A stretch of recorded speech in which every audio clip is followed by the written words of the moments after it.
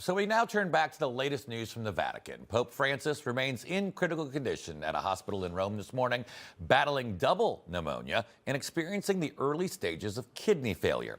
The 88-year-old pontiff has been hospitalized for 10 days now.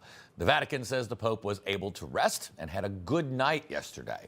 For more on Pope Francis's condition, let's welcome in the director of ProLifeCentral.org, Father Frank Pavone.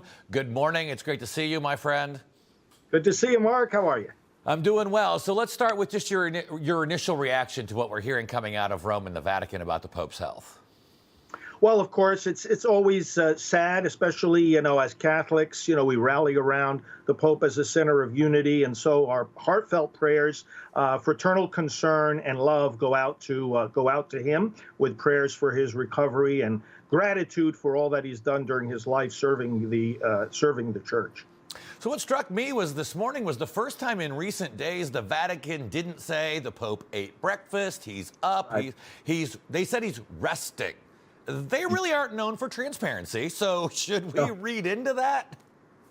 Yeah, I worked at the Vatican for a little while, and it has its own language. It really does. It has its own way of communicating. And you're right. Very often it is much less transparent, certainly than we're used to in our communications here in the States. So, not necessarily reading into it, but I would think that it's certainly reasonable to expect further updates that might not be getting to us in real time.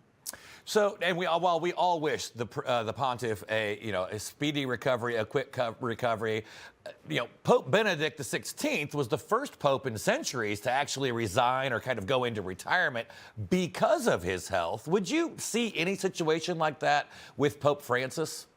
Oh, very much so. I think he's very open to doing that himself. In fact, my understanding, and I don't have any inside information on this, but I believe that he wrote a letter already that the Vatican officials have indicating that should he be incapable of making decisions or carrying out his duties, that effectively it was a letter of resignation that would go into effect at the proper time.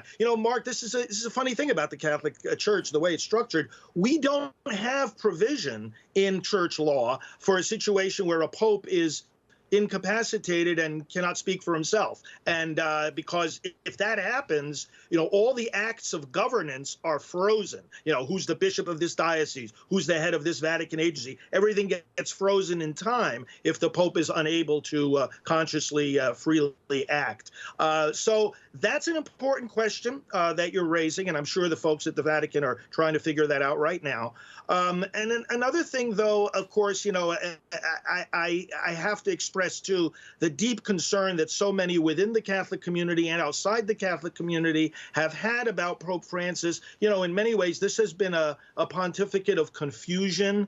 The role of the Pope is supposed to be to clarify the faith, to strengthen, as Jesus said to Peter, strengthen your brothers and sisters. We are supposed to come away knowing the faith more clearly. And unfortunately, for whatever reason, not to judge his motives, but to look at the fruits of it, it's caused a lot of confusion. We've got to get back, hopefully, to more clarity and forceful teaching coming from the Vicar of Christ.